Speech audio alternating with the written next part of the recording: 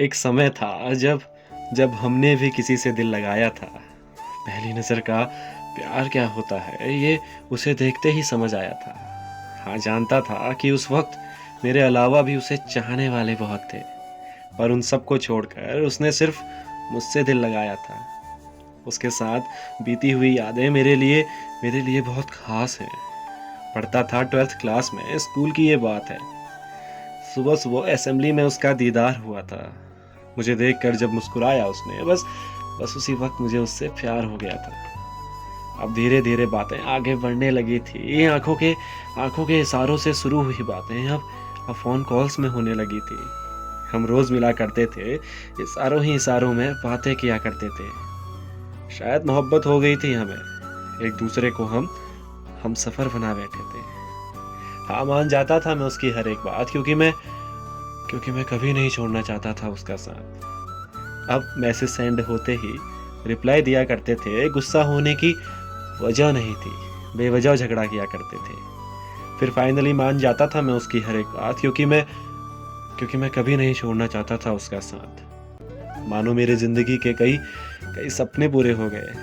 यूँ ही लड़ते, झगड़ते, हँसते-खेलते हमें हमें 4 साल पूरे हो गए। अब मोहब्बत की अपनी एक अलग दुनिया थी। मैं उसके साथ और वो मेरे साथ खुश थे। फिर अचानक कुछ अजीब हुआ, मैं तन्हाइयों के करीब हुआ।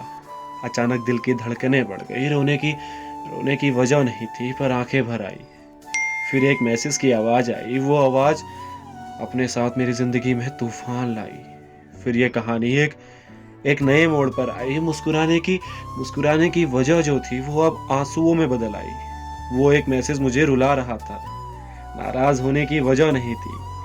मुझे कोई बात नहीं करनी, ये लास्ट मैसेज है मेरा। सामने से ये मैसेज आया था और ये बेवजह का गुस्सा था। अब मैसेज के ब्लू टिक सिंगल टिक में बदलने लगे थे।